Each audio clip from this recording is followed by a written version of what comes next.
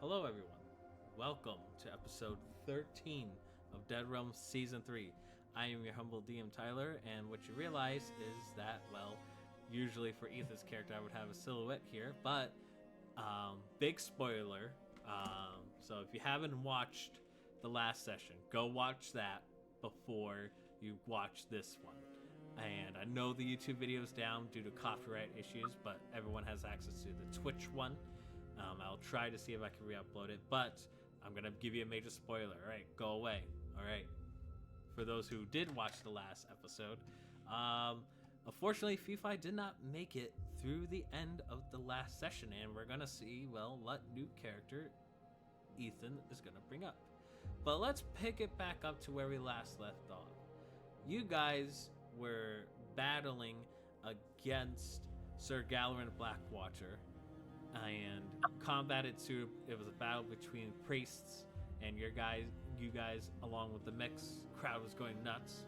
Towards the middle of the fight, Galarin tried to call his god Orpheus to assist him, however realizing that maybe some deceits, maybe it was a not the item that he seeked in the Moonstone, but the Moonstone turned him into some weird death knight that seemed to recognize all of you guys. Combat continued. This knight seemed to be unkillable. The priests, even Francis Nightshade, who you guys were fighting against, was performing a ritual to try to be rid of this death knight. But before it could be banished from this area, the death knight was successful in killing your friend Fifi. And we are fast forwarding a few couple minutes from since that event occurred. Francis Nightshade has been taken into custody for the stuff that's been going on with the cult of Orpheus, and you guys are in the back of a church with with Archibald basically doing last rites to the corpse of Fifi before you guys are ready to set the burning. At this point, Lavina, who Nessa's is not here tonight, unfortunately. Lavina just finished saying some words to Fifi, and has finished. You guys, Dalvin or Tangy, any of you two would like to say anything to Fifi or say anything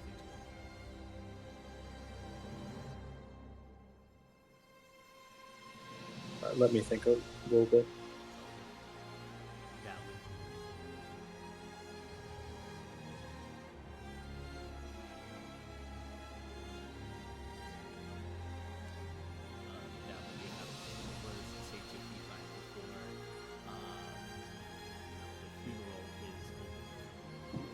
Yes.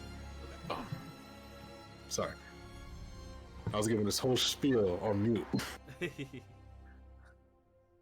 Dalvin steps forward, says, I'm sorry I couldn't save you, Fifi. You helped me save my people. And you helped me believe that dwarves and giants could have been friends at some point. I'm really sorry I couldn't save you. I'll carry this failure for a long time. Then he steps back. Alright. Tangy, would you like to take a step forward? And you will take a step forward. Okay. Fifi, you gave us all hope. And even in your death, you still give us hope. You're the reason why we're still here. Thank you so much. Thank you. And he's going to back away. Alright. Archibald finishes his prayers and then burns the body of Fifi. We will, at this point, now fast forward a couple days. So, for Dalvin, Tangy, you can regain all your hit points and all your hit dice, because we are going to now do some downtime activities, as it does take a while for the grieving process to process. I already spoke to Ness about what she would like to do. She tries to learn more about the Shadow Dagger and practices using it. She also tries to learn some healing magics or even necrotic magics, but unfortunately, based on the roll that she made, she did not find anything new in that department. So Dalvin or Tangy, which one of you two would like to go first? What are you guys doing during the next 3 days? Just to be clear, I gained back my armor slots. Yes, you do that too. First time since the first session of the game. Yeah,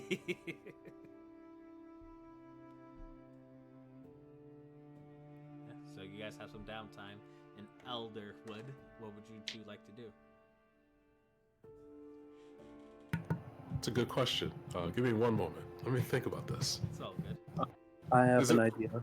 If it's raining at any one of these days, Dalvin just wants to kind of stand on like a hillside, just kind of looking up pensively while it's raining, just remembering his failure of not saving Phi. It does, in fact, rain on one of these days. In fact, the day after Phi has passed, and you're just staring up at the rain for a majority of the day in remembrance of him.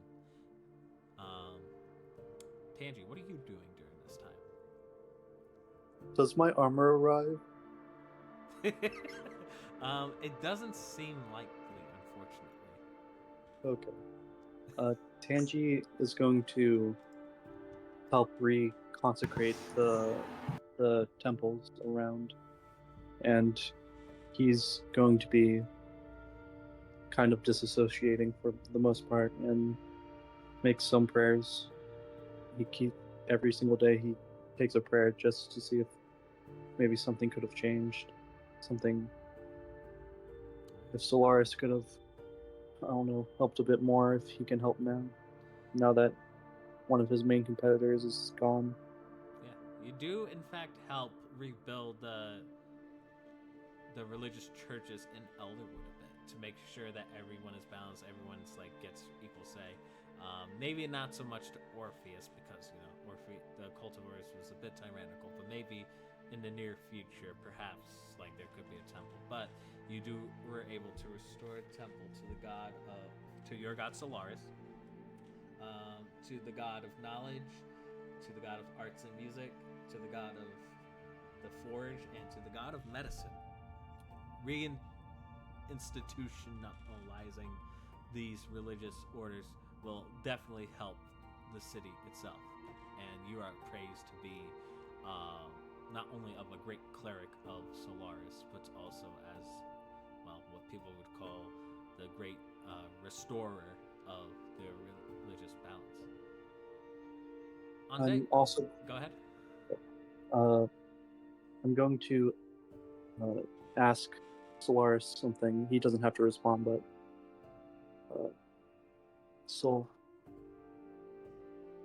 these people, I believe they're still heartbroken.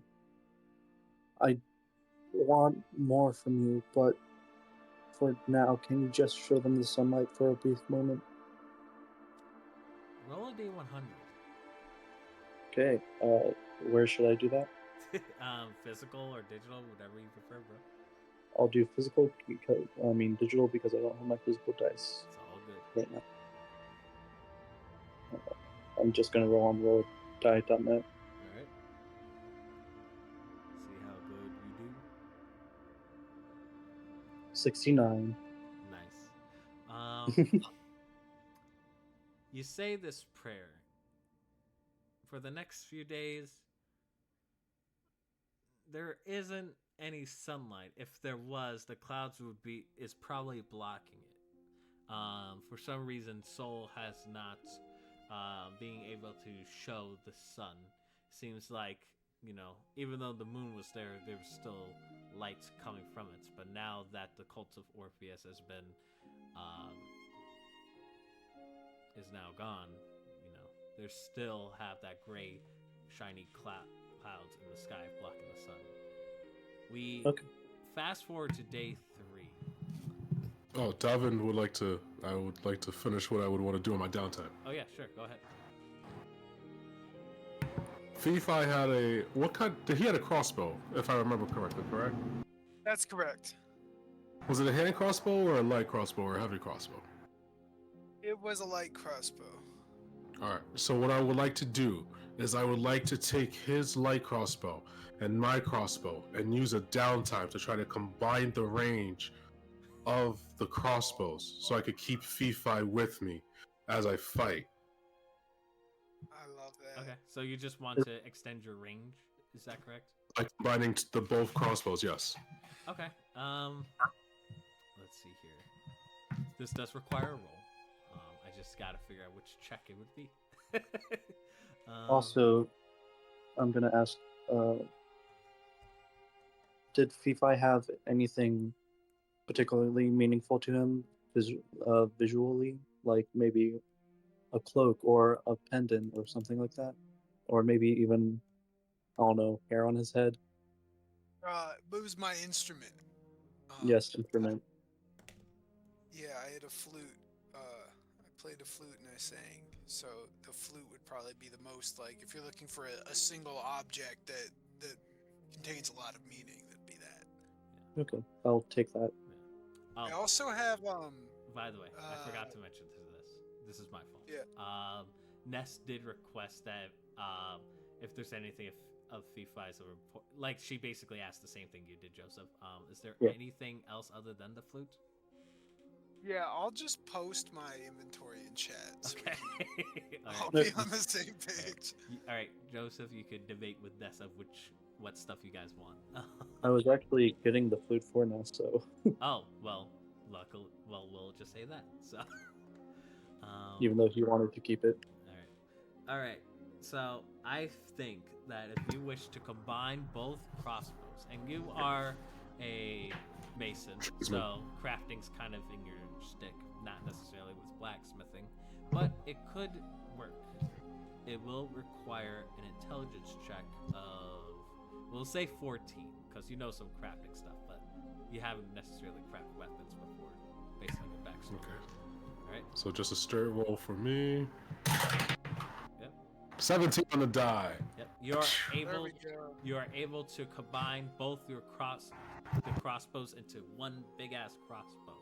So I would say that your range is doubled and it fires 2 bolts at the same time. Hell yeah. Fast forwarding to the 3rd day. We change perspectives of the story and we view Ethan's new character just awaking from a cave in the middle of the woods. Ethan, your character has been asleep what seems like to be for a while, but you don't recall why you were there in the first place, nor like how you got there. But these woods, they seem familiar. You were traveling in them, but the general feeling of the woods is quite different than the last time you recognize it. You look up and there's no sun to be seen. Maybe it's just a cloudy day. You travel through the forest and you come to the town of Elderwood, excuse me. As you walk to the gates, the race of your character has been seeing some like bad looks in the past. But this time around, when the guards look at you, they kind of look in more fearful tone and like prepare as if they are ready to engage with you.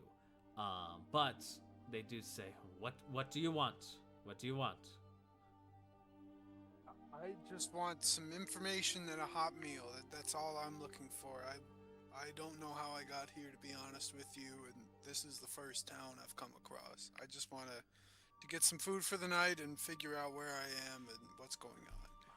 Fine, if that's what you're gonna do, then that's no issue here. Luckily, you haven't been here. If you were here 3 days ago, we've asked for a tax. But since the government changed a bit back to where it used to be now. Now we don't realizing that not much people have gold nowadays. I would seek. Be patient with me here. I'm reading my notes.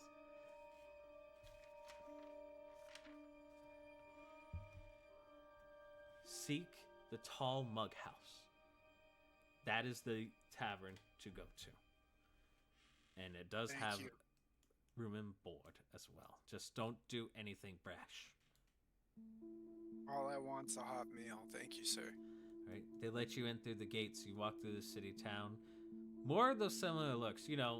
Going into civilized lands. I see fake commenting in the comments of Discord. By the way, join Pocket Dimension where you can see all this. As you walk, you're getting some looks. This is nothing new to you, based on your race, but it seems to be more of like children hiding behind their mothers, people backing off. You have never had this reaction before, which is strange to you because you never had this situation before. Where I come from, I'm a doctor. Damn it. Yeah, but they seem to be more fearful. You go to the tall mug house where there's some bardic music playing, but then it stops. Everyone kind of looks at you, and then you see the barkeep saying, I'm trying to think of dialogue here. Oh, an orc is here, huh? You're not coming here to chop my head off, aren't you? All I want is a hot meal and some information, sir. Thank you. Very well. Come sit at... No, your body did not get looted. It was actually Fifai's. Fate asking in chat. But the bartender kind of like gives you a direction of like, hey, come here towards the bar. Happily, I'll pull up a stool for myself. What's on the menu? Well, we got some cooked sausages. Other than that, just your basic meat and what have you. Would you like anything specific? I'll have the sausages with a side of what have you. Very well. That would be about 1 gold then. You got it, boss. You give him the 1 gold, and he says, just give me a few minutes. I just gotta fill this dwarf's cup. He's been having quite the past few days. And you see where the barkeep goes, you just see a dwarf like kind of having like some sort of a drunken state. You can tell he's been drinking more and more, probably, and it's only midday. Dalvin, as you feel a presence come towards you, and it's the barkeep. It says, "Let me guess, you want another piece of ale? You want another cup of ale? How many are you gonna have? You already have 5."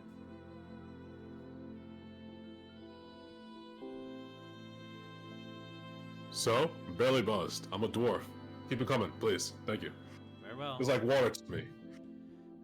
Very well. As long as you got coin, it doesn't matter much to me.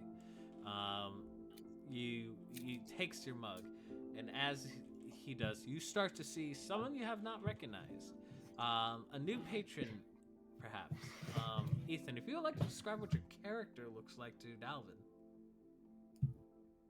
Yeah, so I'm an orc of average height for an orc, so 5'10", maybe 6 foot.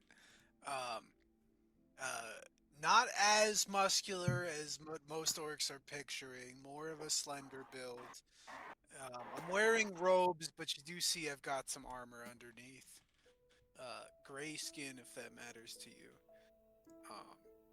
And I wear glasses, which is not a typical thing that most people associate orcs with, but as I've quickly learned from my short time in this town, it seems like people have a lot of assumptions about orcs.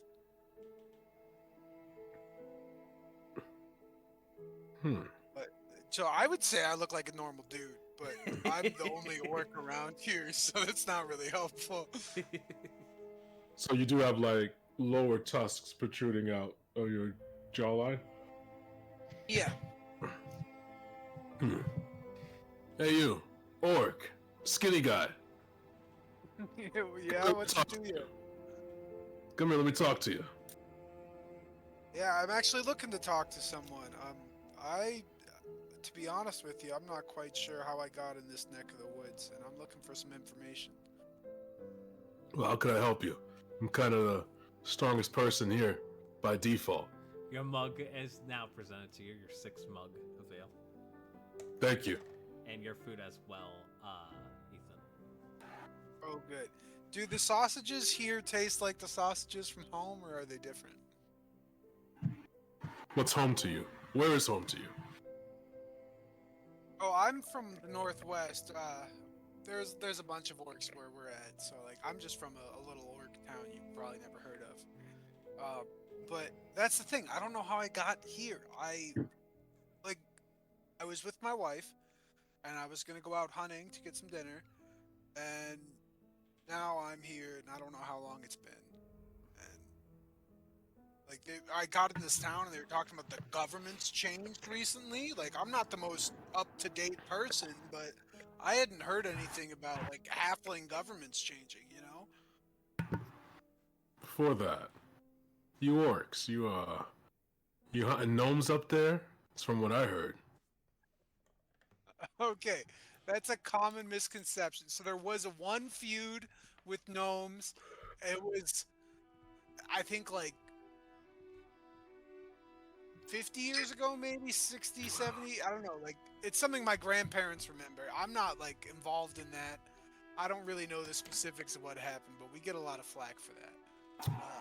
I don't know. The government says it was like this, like, holy war thing. I don't know if I really believe that, but yeah, I don't know. Some people talk about it, some people don't. Yeah, I mean, okay. You know, I had a giant who said the same thing. I'm tired of these misconceptions. Anyway, what do you want to know? We're I mean, what do you really want to know? Like I don't even know how you got where. Where did you wake up from? You just rode into town from where? If not from your hometown. I woke up in a cave this morning, and I gather from what the barkeep said that it's still morning. I can't really see the sun, so I don't know. But the barkeep said it's still morning. I woke up when it was light out, so I must have been, like, you know, a couple hours walk from here. I'm not from anywhere near halflings, so I don't know what's up with that. I don't know You're what the only calendar- one in that cave? Yeah, and it wasn't like an abandoned bear cave or anything like that. I didn't like. It's not like there were any signs of life in there. You know, I woke up in a cave. I'm not injured, as you can see. I'm like no bruises or anything. Dalvin leans yeah, forward so no one else can hear him. You woke up with your pants? Yes. Same pants I'm wearing now. Yes. Leans back. Why do you ask? No. Just. I feel like. You ever feel like life's in a circle and you're at a point that you've been at before? Yes. I feel like I'm at that point, but just from a different perspective. And you're weirding me out, to be honest. Is it weird if I ask you what day it is? Honestly, I don't remember. I've been kind of mourning loss of a friend. Nah. I'm the one to ask about that. Well, I'm gonna turn towards the barkeep and say, does anyone know what day it is around here? He says, "Oh, I don't know. Is it Wednesday? No, it's Friday, you idiot. No. I could have sworn it was Tuesday." And then barkeep's like, "Man, I don't know how much ale you guys drinking, but it's real concerning if everyone's drinking this hard, this early in the morning. I believe it's Wednesday. It's Wednesday." Okay, well, I went hunting on a Saturday because I was going for Sunday dinner, so I'm definitely missing some time. What year do you think this is? I don't know what calendar you guys use, but I'd call it 1356.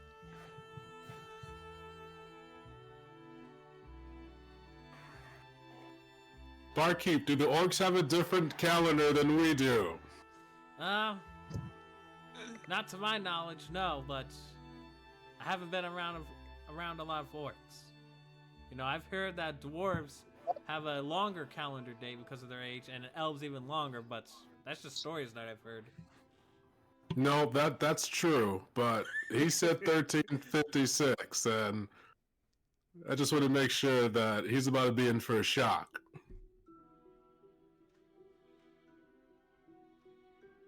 It's not 1356.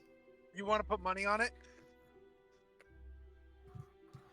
Dalvin hands him his beer. Barkeep, you want to tell him the year?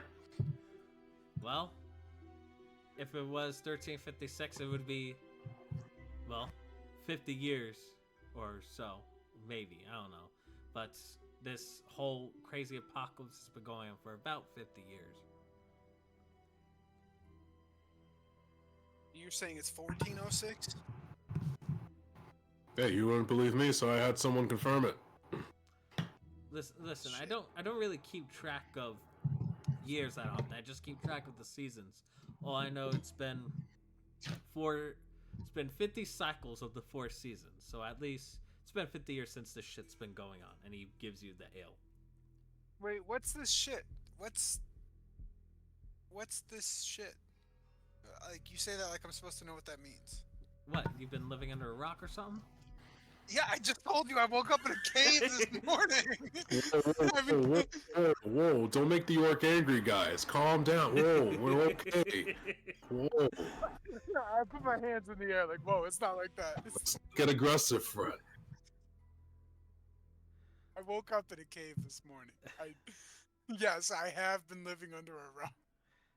Well, there's a bunch of dead things walking around. Other than that, there's been some crazy monsters running up and about. It's not much civilized lands anymore.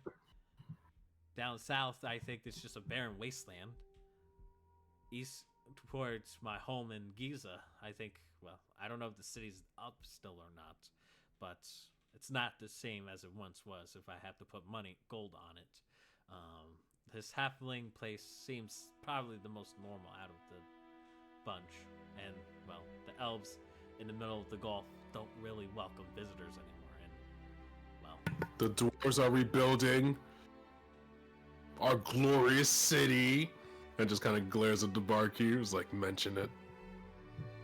oh, well. Where's my wife? Well, I mean, that I don't know. How far is your civilization from this halfling? Well, I got a map here. We're in the southeast. I'm in the north. I'm from the northwest, so I'm a bit out of the way here. I thought the dwarven lands was in the northwest. Let me see this thing. Dwarven, yeah, you look at the map. Maybe I'm northwest. Is that what's up? Yeah, you look at the map, and you can tell it's like a map of old, where it's like, you know, a map of what civilization used to be, and you see that, you know, you see a circle around a area known as Orgrim, that it seems to be some sort of small town northeast of the Deadlands, and you see like the former multiple dwarven cities and stuff like that, and you, Dallin, knowing that most of those cities are gone with the exception of one, but you just see like an old map. I guess if I'm out of date, my map is too. Alright, well. Can you wait here? I gotta go get some people. I mean, yeah, I don't have anything else except my wife, who's who knows where.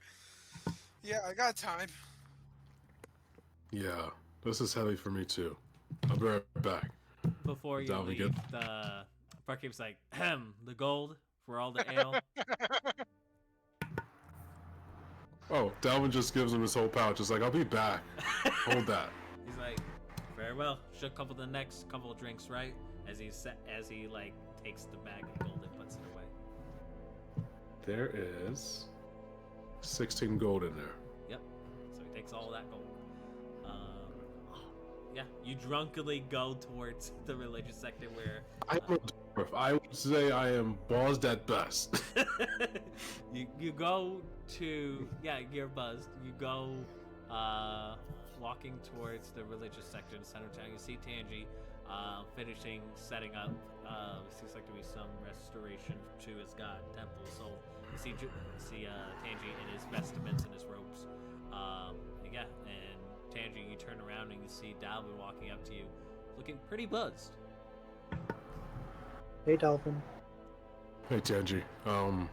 Do you have a moment in private? Of course. Hey, I don't know how to say this, and I don't know exactly what's going on, but there's this orc at the bar who claims he woke up, and it's his first time being in this town from 50 years. He said he's been asleep for 50 years just like us, and he said he just woke up.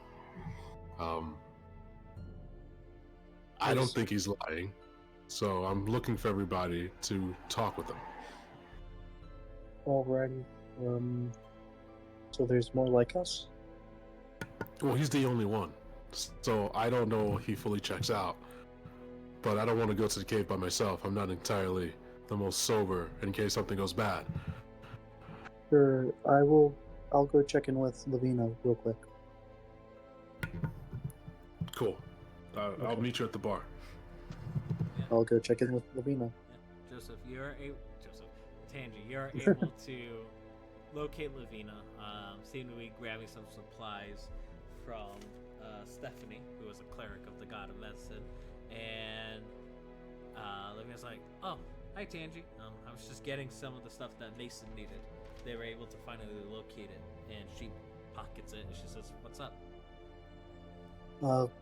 If you want, we're heading to a cave. Apparently there's another one like us. A person who woke up in a cave and Another haven't... one. Yeah, from 50 years ago, apparently. All right. Well, I got nothing better to do. Let's go. Alrighty. All right. And we'll head off. Yeah. Or to Darwin. Dalvin walks. Ethan, your character is finishing up the meal and stuff. Dalvin at this point walks back in and sits right next to you. My friends will be here in a moment. That's going well. My friends will be here in a moment. Just gotta wait it out. I'm eager to meet them. My name is Tim, by the way, if I didn't mention it. Tim? Tim. Yeah, it's short for something, but I'm sure you haven't heard. It's a very common name where I'm from, but I'm sure you don't know the long form, so Tim is good. I'm Dalvin. It's kind of hard to imagine calling an orc Tim. The barkeep chimes in and says, "Yeah, it seems like more of a common name than most orcs would have, to be honest with you." Well, some of us are more common than you might think. At this I'm point, a scholar where I come from. Tangi and Lavina join in. You see a halfling priest wearing vestments of a symbol of the sun, and you see a elven woman, described as Lavina. I forgot the total description, but those two figures walk into the door, and Tangi, you see a half orc wearing some armor and a cloak, and surprisingly wearing glasses. So this is the guy? Yeah. This is. So you're one of us. I don't know who you are, so I don't know. You woke up in a cave from 50 years ago, apparently. Yeah, I woke up in a cave today, and as best I can tell, it's 50 years from when I remember. Yeah, and I don't seem to have aged. What's your name, Otherwise, friend? unharmed. My name is Tim, or Mr. Farkle if you're being formal. Mr. Falk. Okay. So, I heard from Dalvin that we might be checking out the cave that you came from.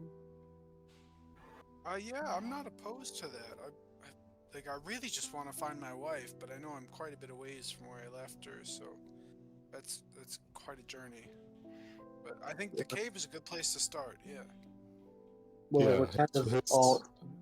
Go ahead. I was gonna say, yeah, his civilizations is farther northwest.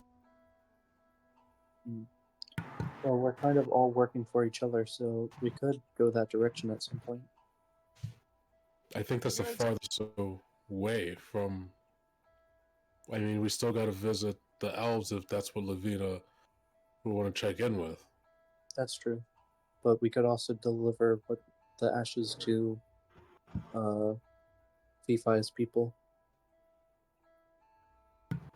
I think FIFA's people's on the way to Tim's people.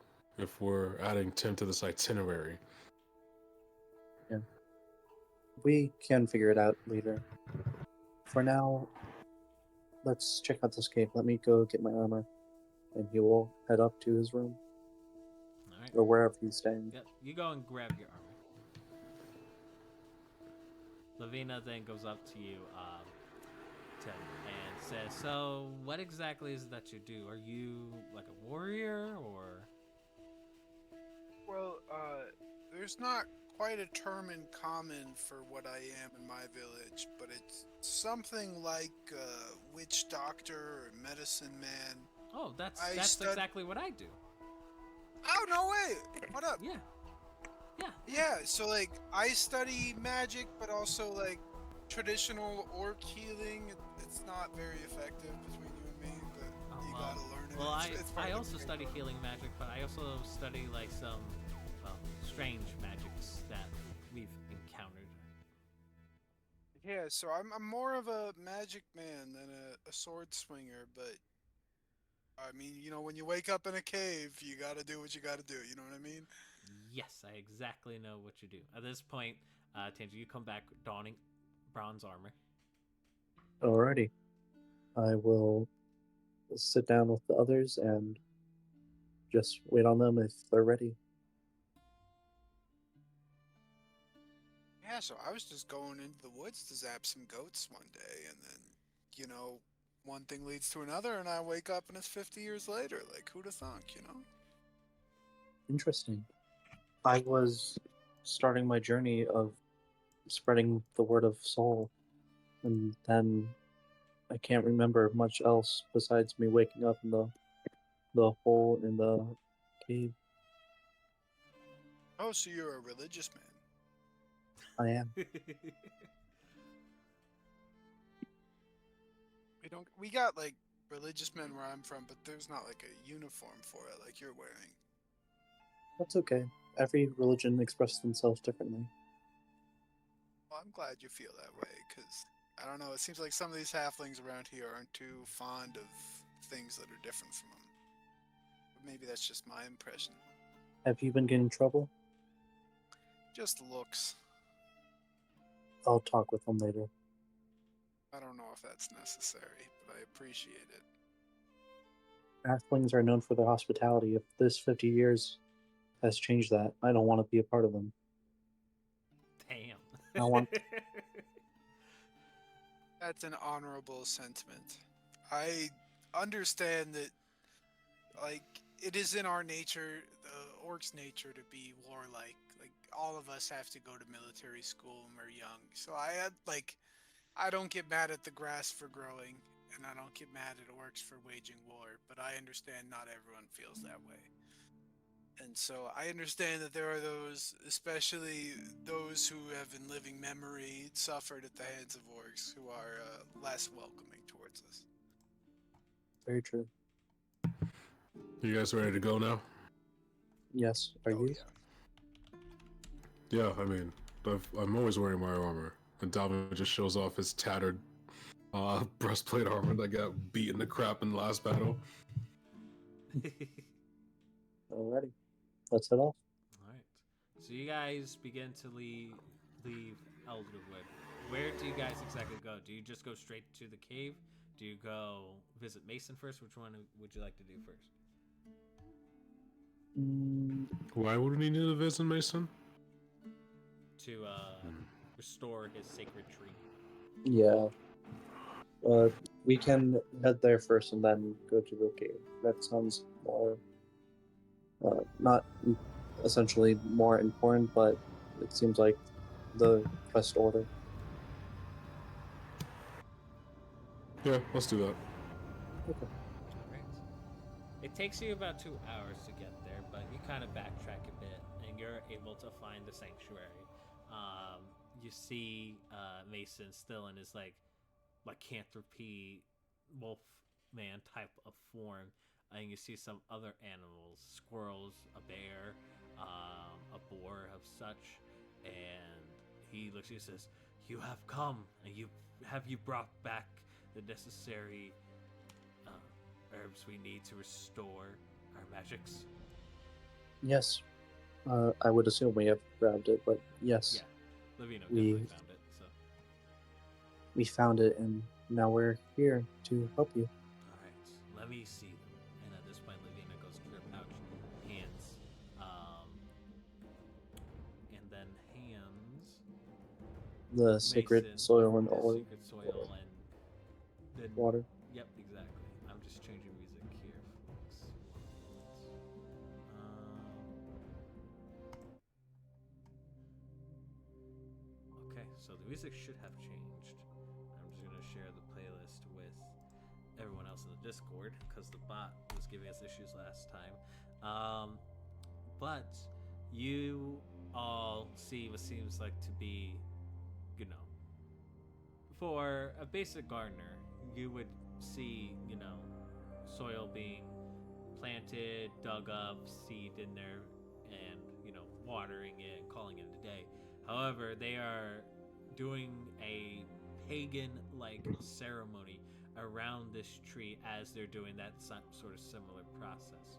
It takes about a couple minutes. It is quite a weird ceremony to do, but after it's complete, as if the tree is starting to blossom almost immediately, you see trees and new vines growing from the tree, and in the span of minutes, you see the tree being formed as if it were a regular tree, and you can feel the nature magic flowing through this entire cave, and as it does, a wave of green energy passes through each and every one of you, along with everyone in it.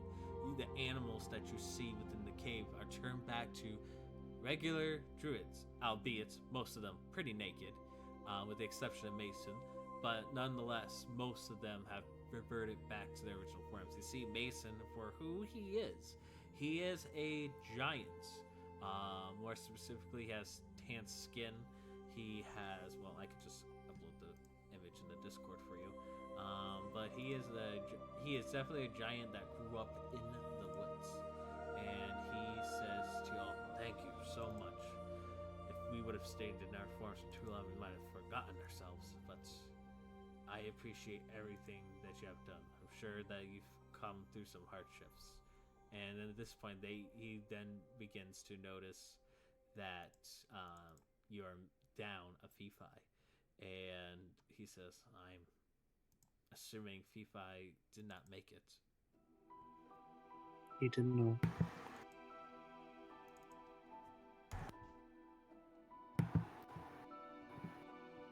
I'm sorry for your loss. I'm sure that his essence is one with nature now. Let's hope. So and he then says, "So what are your plans exactly? Where do you go from here?" We found another one like us. Tim. He Hi, awoke. my name's Tim. It's nice to meet you guys. It is He- nice to meet you as well, Tim. A orc traveling this far south, it's not common. Yeah, well, I've never seen a bear turn into a man before, so I'd say that's not common. Well, very much nonetheless. If you are with Tangi and the others, then you're a friend to me. And I to you. So, I'm assuming, where do you go from here? I'm assuming looking for answers, finding family members. We're currently going to check out a cave that Tim came from. And we'll take it from there. One step at a time. I Lavina, just want to be clear. I wasn't born in a cave. No offense if you were. I just want to emphasize. Mason does like a smile, grin, and says, "There is nothing to be ashamed of being born into the cave, for that is nature's true birth. That is where most of our kind, us druids, were born from a cave, and then Mother Nature dictates us of how we live. And she has not been wrong before." Mm. Nonetheless, if you are continuing to travel, if you seek information, there is an old wizard's tower north past the forest, although many who go there have not come out. I do not know if the wizard still occupies the tower, but if they do, and if you are on good terms with them, perhaps they could be a great aid to you for whatever questions you might want to seek answers for. Very well. I guess we can head there after the cave. He says, I wish I could accompany you through your journey. However, I must restore order into the forest. That's okay. We'll be okay.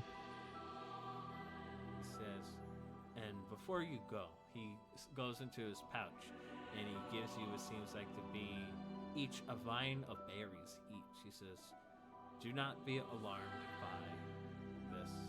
These are not just your ordinary berries. One grape from each of these berries will sustain you for a full day. However, there are 5 on each vine. Hopefully they'll stave off some ration use if you use them. All right. Thank you. You sure you can't come with us? I mean, I'm pretty sure nature's supposed to sort itself out. He chuckles a bit. Fortunately, we still have some goblin issues that we must attend to. But do not be alarmed. We shall handle them. I'm assuming you have some tasks or maybe some quests that you might have to do, like examining that cave, like you said before. Yes. Yeah, but this wizard tower sounds appealing. And it's already north. So Tim's place is northwest, so the tower's on the way. That's true. If we want to skip the cave, we can go completely north. Yeah, we'd have to travel like hours back to get to the cave. Hit 3 birds with 1 stone. Yeah, let's go north. Let's head to this tower. Okay. Sounds like a plan. Let's do it. Alright.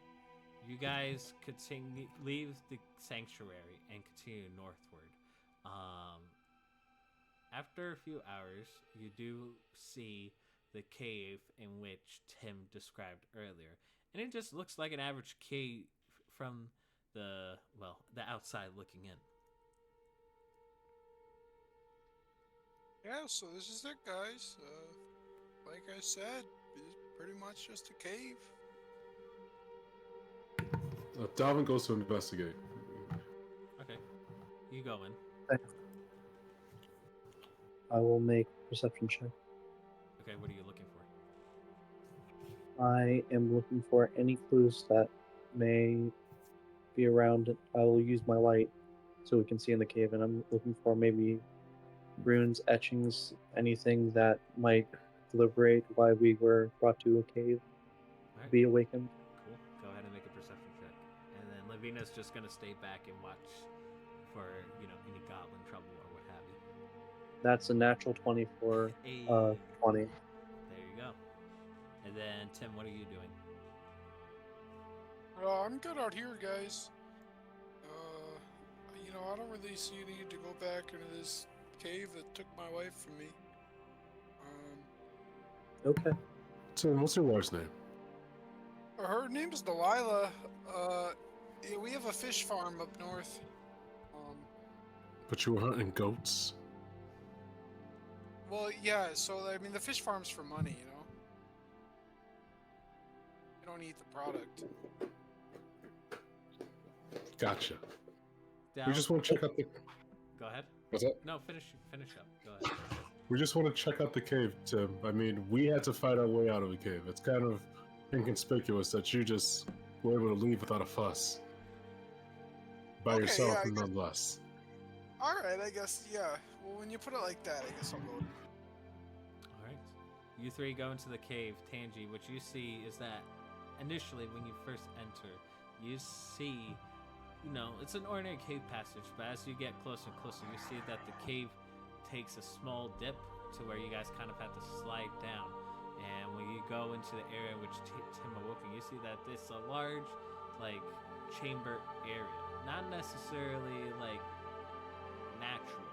This ain't like a natural way a cave is formed. This is like if someone carved around to make this sort of chamber. And when you're looking around, you do see, seems like to be glyphs and arcane symbols on the ground that form some sort of weird magical circle.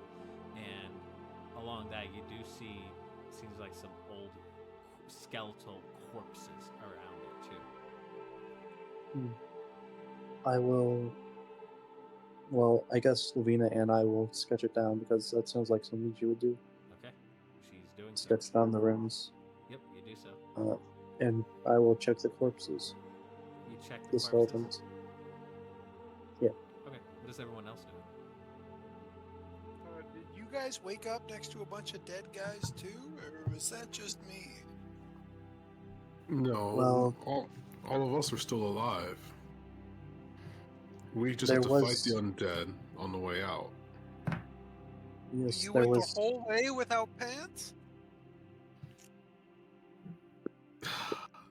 Yes. Damn. Alright. As you investigate the corpses, all of a sudden you see a green glow in their eyes, and the skeletons try to swipe at you, Tangy. Alrighty. So let me make an attack roll against you. I'm assuming a 14 does not hit. 14 does hit. Ooh, I shall deal 3 points of bludgeoning damage as it rises up, skeletal-like, and smacks you right across the face. And as it does, more of these skeletal things appear around you. Roll initiative. Alrighty. Is this Should that we- apocalypse they were talking about? Yeah. Oh dear. Yes, how did you avoid this? I woke up this morning, dude. Do we enter Owlbear Rodeo? No, we'll just do theater of the mind for this. Okay. Just trying to- I got an 8. Dirty 20. Dirty 20. I rolled a 17. You roll 17. Alright, so let me roll for the skeletons. I rolled a 13. So you guys get to act first. What would you guys like to do? Tangy is close to them, so he's going to let out a flamethrower. Alright, I have to make what save? Let's see. Flamethrower. It is a agility check against my DC. My DC is 16. And I rolled a 6. Go ahead and roll damage. That is going to be 3d6. Yep, roll your 3d6. That's going to be 8 damage. You deal 8 damage, damaging most of the skeletons. As you char their bones, you realize that as you cast your magical spell, some of the glyphs at the bottom, like a quarter of the circle, seems to light up with some weird green magic. I will back up toward Dalvin. Alright. What would you two would like to do? I'm going for an acid splash. Alright. Go ahead and make your attack roll.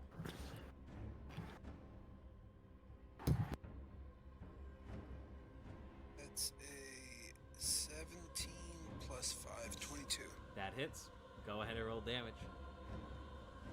So the D6 is a 5, and then the D4 is a 1, if that's applicable. Yep. So you melt 2 of the skeletons without issue. There's still a few there. As you finish your spell, another quarter of this magical weird circle lights up. Half of the circle's lit up at this point. Where I go, oh yeah, that's how we pickle goats back in Oregon, baby. Alright, Dalvin, what are you doing?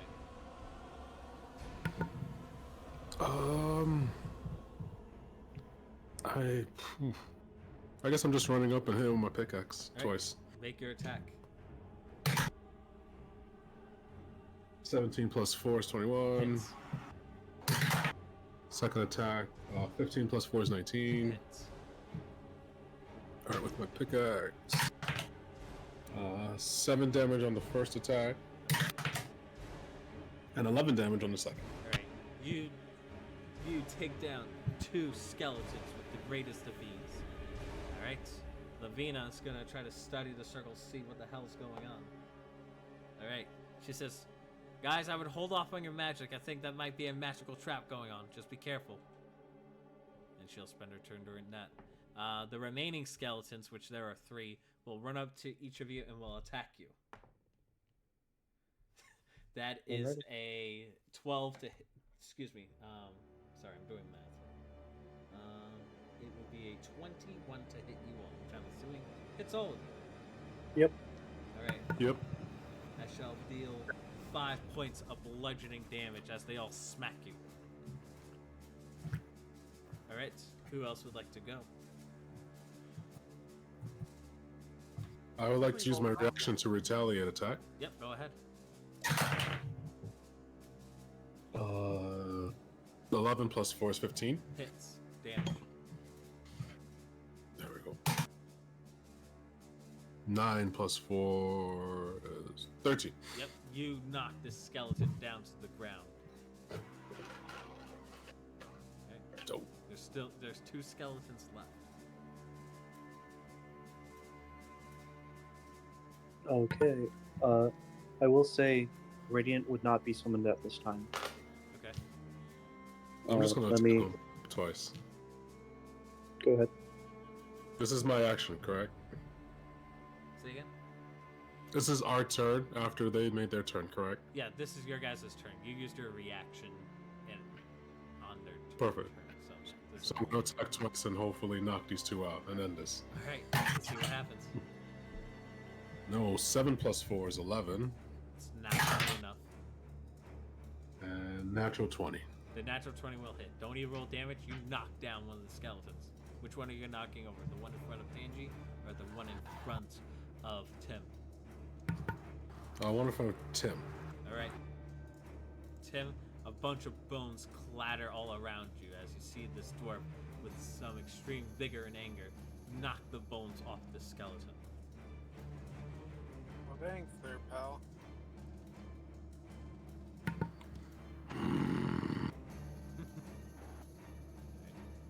Tangy, Tim, you 2 still have yet to act, and there's one more skeleton.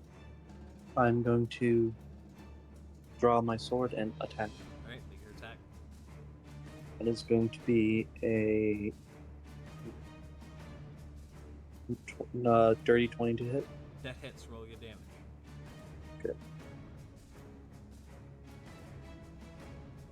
That's going to be 8 damage. Alright, you deal 8 damage to the skeleton. You knock some of its ribs out of its rib cage. Alrighty. And I will back up. Alright, do so. I'm gonna That's- hit it twice with my Morning Star. Alright, you pull out your Morningstar. Roll to attack. Bam, 12. 12 does not do it, unfortunately. You do have a second attack, though. What about a 5? 5 does not do it, unfortunately. You pull out your Morningstar, and normally you're used to this melee fighting. However, you don't know whether it's just fatigue or whether or not the muscle memory's not kicking in, but you do your swings, and they're like half swings. You're like, man, I didn't hit like this like I used to remember. I'm a little rusty, guys. Alright, Lavina's gonna try to move away from the circle and do a elemental bolt at the remaining skeleton. Right. She rolled enough to hit the skeleton. I believe it does 8, so she's gonna do fire damage. Does maximum damage. As the fire hits the skeleton, it burns to sunder. But as the skeleton collapses to the ground, you see that a third of the circle is now lit up. But combat is now over. What happened to we shouldn't use magic? I think this is some magical trap, guys. I don't think it's... You know, I thought if I did it at a distance, it wouldn't be effective. But it seems like anything affected by magic in here would, you know, trigger this Okay, circle. so we should all step out of the cave and then just cast 2 cantrips and see what happens. Yeah, I'm going to step out the cave and cast self-preservation on myself. Okay. We're gonna As soon as I see him start to cast a spell, I'm sprinting out of this bitch. Oh, I'm casting this outside of the. Alright, you cast that. Yeah, while you're outside of the cave, not Oh, while yeah, I'm you're right. outside of the cave. Dalvin, do But, you do anything?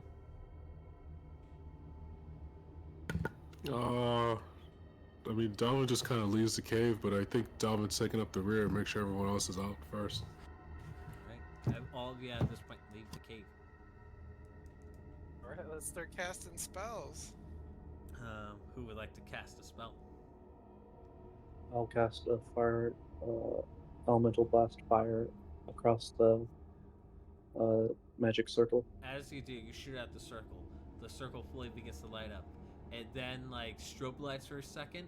And then, all of a sudden, some necrotic energies, like an explosion, boom, would happen as if a magical trap would occur. Smoke still lingers on around the area. After some time has passed, the smoke then goes inside the remains of the skeletons that you guys slain. That doesn't look good. I should have burned the bones before anything else. But Lavina's gonna make an intellect check to see what's going on. I will too. Alright, she rolled very good. I rolled also very good. That's a 22. Yeah, she also rolled a 22. Look at that. Mhm. Lavina and you basically concluded that this is definitely a magical trap of some sort, and it seems to let off some necrotic energies as well. You being as a summoner, based on your background as an acolyte, you know that this necrotic magic is used to create traps, and it seems like this is powerful necrotic magic since the energies from it go inside the corpses and maybe even give them new life. It's weird. Lavina, based on her background, recognizes that the gases that form around it is a mixture of poisonous and sleeping gas. Hmm. And I think they're coming back. And she mentions that to the party. But you see the skeletons and they remain motionless. I will spend enough time to regain all my health from self-preservation, Sure, you do so. and I will walk up near the skeleton. You walk up near the skeleton. Not like directly in front of them, but enough, like 10 feet away, maybe. Okay. You are 10 feet away from the skeletons, and go ahead and make a perception check for me. Alrighty. What is everyone else Alright. doing? I'm staying out of the cave, but I'm readying a spell for if I got attacked. Because I Okay. think they're going to come to life. I got a 16. Okay. Dalvin, what are you doing? I'm just kind of sitting around. I have no magic, so I have nothing to do here. Alright. You look from a distance, and you saw something that you didn't pick up before the combat ensued. They have, like, arcane symbols on the actual bones themselves of different symbols. What you roll in total? Me, 16. 16. Based on your background as an acolyte, you recognize that these symbols are symbols for some like almost instructions given to like some sort of corpse. What those instructions are, you can't really decipher, but you know that they are instructions, as if like a command was written on bone or something like that. Alrighty. I will. I'm gonna take a few steps forward, but getting ready to run if they start to move. Okay, go ahead and make an agility check for me to see how stealthy you are. That plus a d4. That's gonna be a 15. 15. It's good enough. Yeah, you get a little bit closer, not disturbing the bones or anything else like that.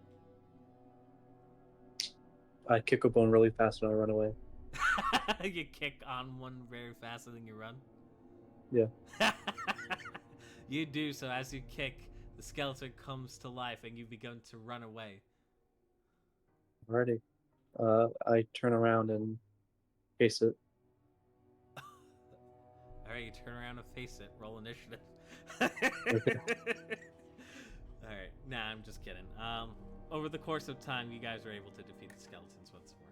I'm not gonna make it through another combat again. So I'm gonna start breaking the bones in half to perhaps break the commands. you do so. Some weird necrotic energies creep out from the bones when you break them. And I will pour a little bit of holy water on the circle.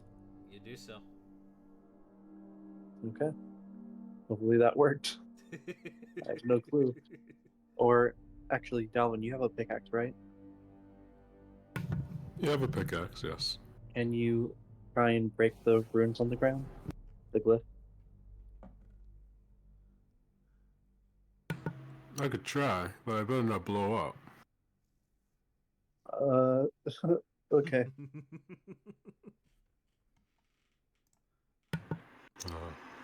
Davin gives a shot, I guess. Yeah, you hit some of the runes on the ground, and you pick at it. You think, "Oh, this is just dirt," and then you hear an actual breakage of stone underneath the dirt. And as you move away the dirt, you see that there are actual runes in there. Go ahead and make an intellect check for me with advantage because you're a mason.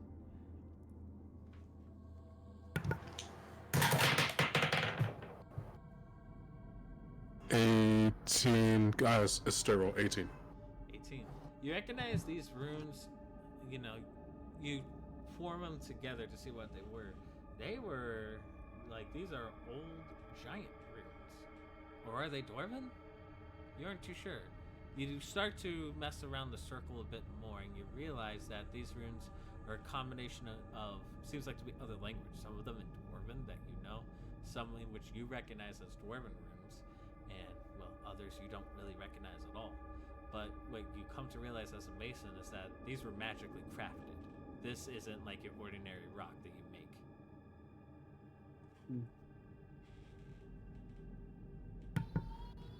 Am I able to extract it from the ground? Would you like to? Yeah. Yeah, you do so for one of the rooms.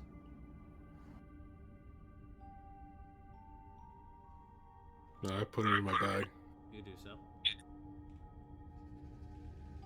Alrighty. Anybody runes? I'm not sure. If this seems like it's it, then we can head off. Alright.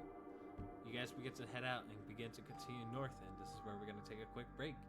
So we'll be back in a couple minutes. See you guys soon.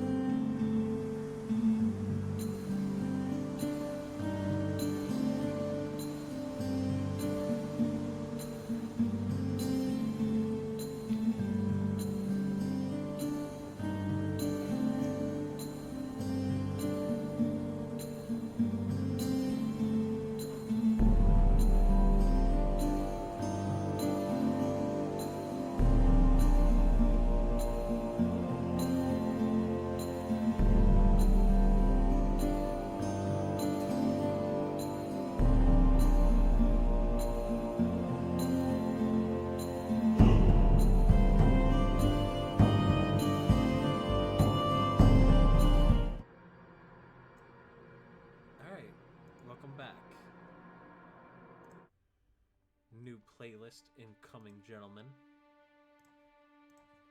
Cool. I've been spamming the playlists in the Discord chat. Should come up in a second. You guys are continuing northward into the forest. You spend most of your day just navigating through the forest.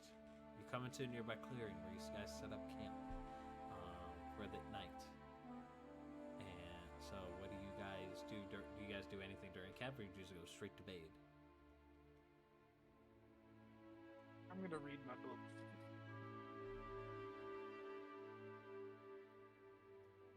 I'm gonna work out. Okay. I don't know. You don't know. You don't know what to do. I will pray to my god. Say again. I didn't quite hear you. I will pray to my god. All right. What do you pray about exactly? Just that I hope Fi is safe wherever he is, and that hopefully his soul wasn't destroyed with that spell. All right. Everyone roll a d100 to see if there's a random encounter while you guys rest. D100? D20. Sorry, is what I meant to say. 9. 9. Ooh. 4. So I need to roll 9 or 4 on a d20. Let's see what happens. I rolled a 13. Nothing happens when you sleep. You guys go to sleep. You guys get a rest. So if you guys want to spend hit die, regain spells, you could do all that. It's the next day. See what weather you guys are working with. Alright, it's a little bit brighter than usual, but there's still clouds above you guys. My prayers, they're working.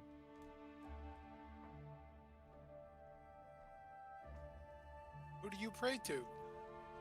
Solaris, or Sol. He's the god of the sun. Oh, I haven't heard of him. Is he cool? He's pretty alright. Hell yeah. Not to brag, but I'm his champion. Oh, I bet he tells all his followers that. I kind of thought that would be, I don't know.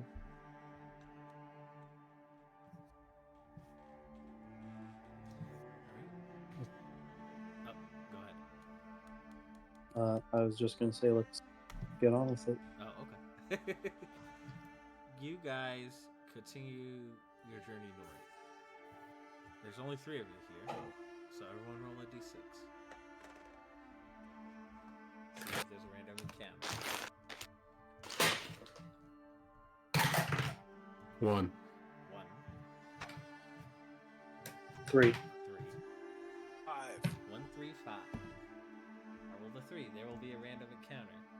How bad is the encounter? Okay.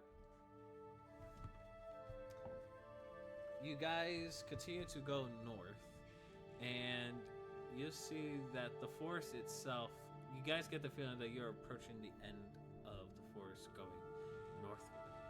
As you do, you see, you smell what seems like to be some cooked meats.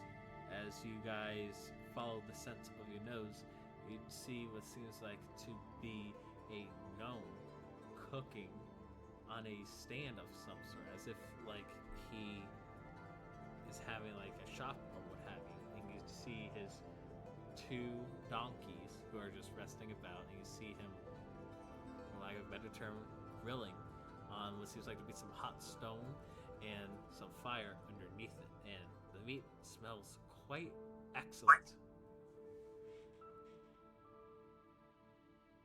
Alright. Want to make a friendly introduction? You first, Tim. Oh, hey there, bud. Ah! That Ah! smells. Get away! Get away, you orc! He grabs a nearby chef's knife and points it at you. He says, "Back off!" Dobbin pulls out his crossbow. He's like, "Whoa, slow down there, friend." Whoa, Wait, this looks like a mugging. This looks like a mugging. He's like- I put my hands up. At this point, first. He pulled the knife out. We saw him pull out the weapon to aim it at you first, Sim. At this point, he drops the chef's knife and the skewer that he has. He's like, look. You can take it. You can take it. Just don't kill me, all right? Just don't kill me, and just leave my carts and my donkeys here, and there'll be nothing wrong. Take as much food as you like, please. Just don't hurt me. Don't worry, we're not here to hurt you. We don't want anything from you, actually. We just wanted to greet you. He kind of looks at the orc with suspicion. He says, how do I know you're just not tricking me? You know, I've been tricked before, and I'm not having that again. I can't promise you anything. We don't really know each other, so I can't really promise you stuff. Go ahead and make a cursor check at disadvantage. You're basically saying you're right. We could kill you. That's going to be a 3. Would you like to fate die that? No. I'm gonna take 2 steps back. Your feet are red. All I can say is we're not going to hurt you, and you just have to believe us.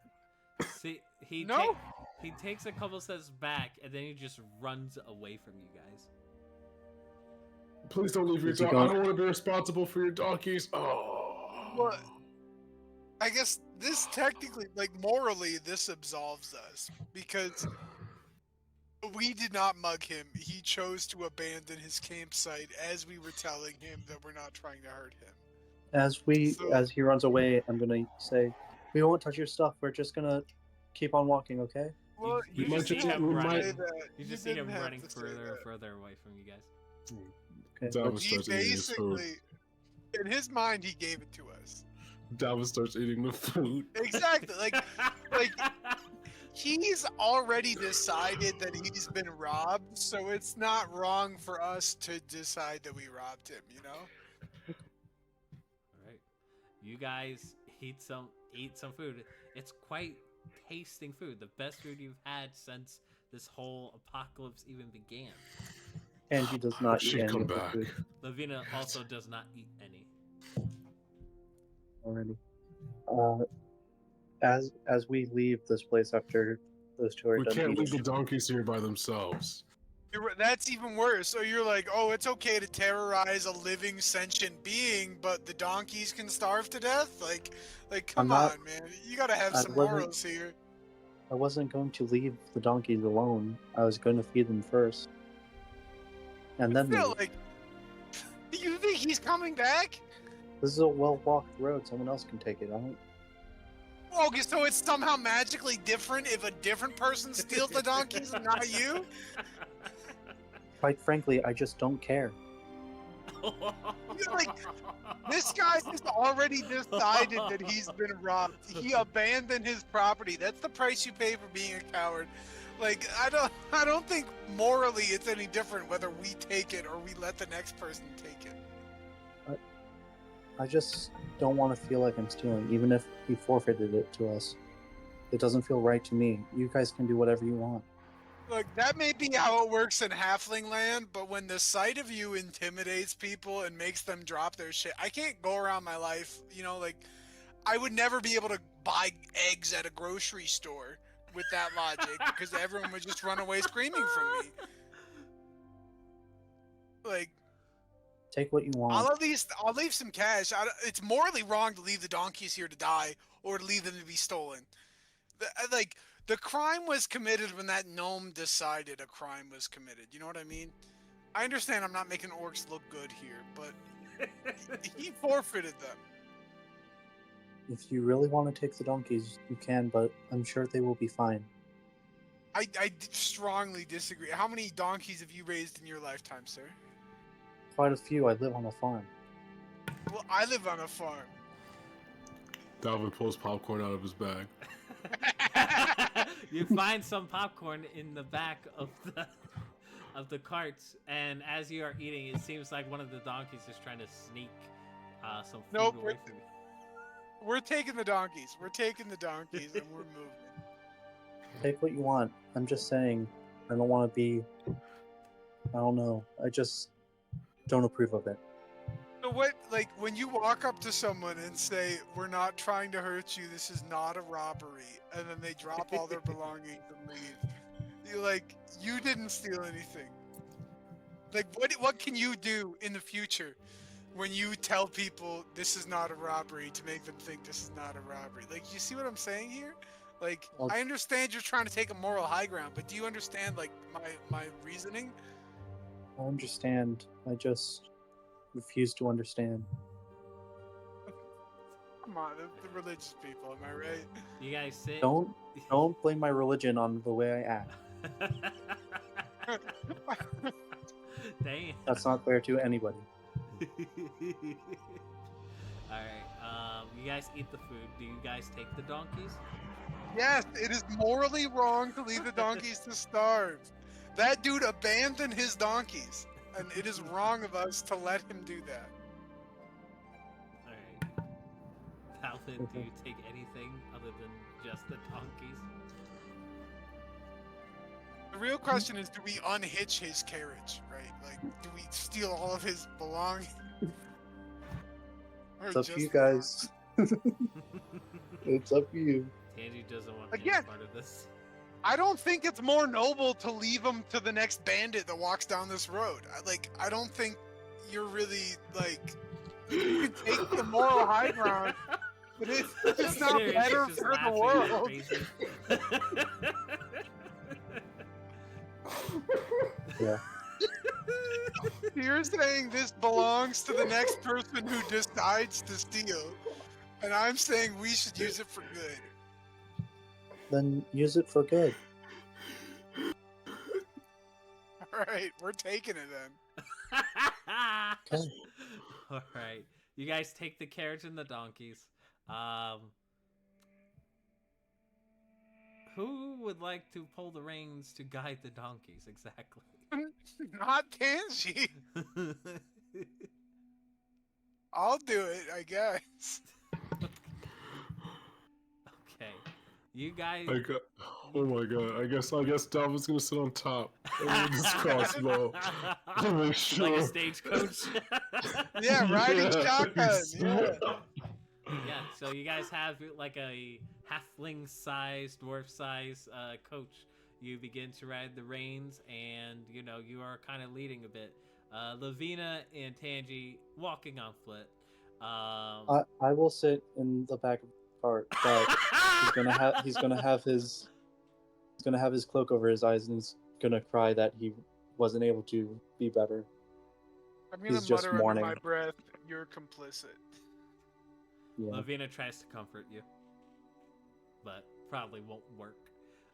As those two ride at the back of the coach, well, Dalvin, you've been walking for quite some time, but now you're like, yeah, now I get to sit and like feel a bit taller. You guys move your carriage out of the forest. It is close to sunset. You then park the carriage and begin to rest for the night. There seems like to be a halfling-sized bed inside the actual coach, in which one of you guys could get comfy if you wish. Other than that, it's assumed that you guys have to also spend some rations on the donkeys as well. But you guys got some decent transportation now, I suppose. If this dude was hauling donkeys through the woods and he didn't put the donkeys' food on the donkeys, then he doesn't deserve donkeys. You know what I mean? Like he should have brought food for his animals on the trip. Tim, if there's one thing, you're not gonna spend all day rationaling, doing this whole rationale. Like, we have the stagecoach, we got the donkeys, we'll feed them, we'll take care of them. You're right. I'm overthinking it. I do this a lot. I'm sorry. You're right. I think a lot of people emotionally are just still raw from earlier spat. That's fair. You're right. We should just get a good night's sleep and head off in the morning. Alright, everyone roll a d20, see if a random encounter happens at night. Natural one. Nah. Shit. Is that a 9 or a 7? 19. 9. Yeah. 9, 19, and natural 1. Let's see what happens. I rolled a 14. Nothing happens. Who sleeps in the coach? Too big. Dalvin's actually gonna stay up all night with his crossbow out. Make sure everyone, is sleeping through the night. Okay. No one sleeps in the coach. Alright. I don't feel like I have the right to say I can. Alright, no one sleeps in the coach. You guys breeze through the night. You guys wake up the next day and you see about a half days away on coach the wizard's tower. You guys then begin to pack up and begin the trek. It is once again a wasteland. However, in comparison to the dried grounds of the Dwarven lands, the ground over here is a little bit rougher. It's more darker, more like not black, but more of a gray color, gray cracks, as if this land has, not really meant for, anything to grow. Whereas, the other ones, there's some weeds sticking out in the Dwarven lands, but in this area, not so much. It seems to be a little bit darker. Maybe the tower has something to do in play, but you guys aren't too sure. This track feels a bit more different, as it seems that the road that you guys are going to start going on is only going to get tougher from here. And I think it's a little bit long overdue, but everyone levels up to level 4.